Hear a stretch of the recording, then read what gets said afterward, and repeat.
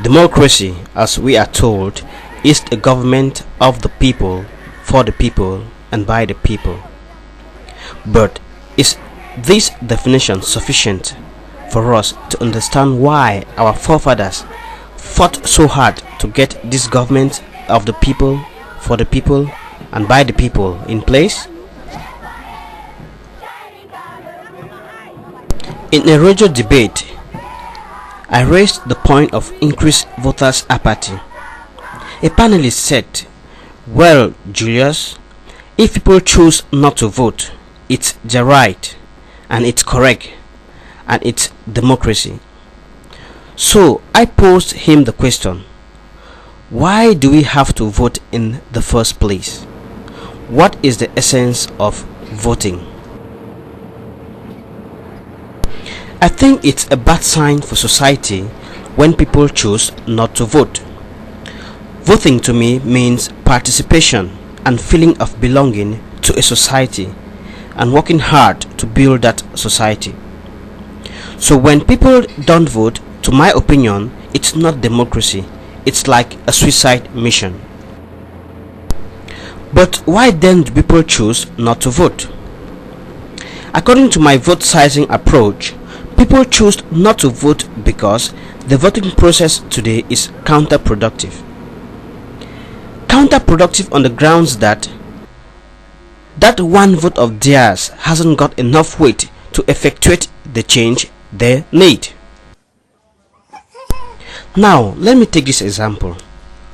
In the beginning, the one man, one vote model of democracy used to be like these avocado fruits.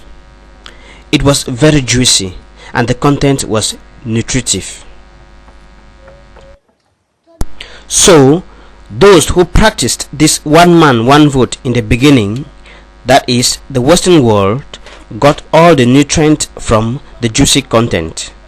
That is why they got themselves developed fast, built all their economic, social and educational infrastructure on which they rely till this day. Unfortunately, the countries that embraced democracy in the early 90s got to it when all the nutritive parts of the one man, one vote mechanic of democracy was exploited entirely. That is, the avocado fruit was all consumed and only the seed could be seen. So they hung on the seed, sucking and sucking the juiceless seeds of the avocado, which represents the outdated one man, one vote mechanics of democracy. I don't blame them. They've not realized that what they think to be the avocado juice is just a facade, and they spend the little energy which they have relying on a counterproductive belief, thinking that they are in a democracy. It has gotten to a point where even those who embraced it first, that is the Western world, is also relying on the seed. And that is why, despite all the energy and effort we put into sucking the seed, nothing comes out of it. On the contrary, the little energy that we had left is being wasted on the seed. And that is the more reason why I think both the so-called developed and developing countries have become underdeveloping countries.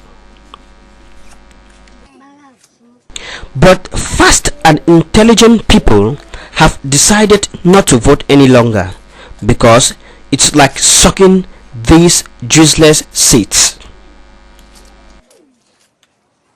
So it's high time we think of an alternative method of getting another avocado juice.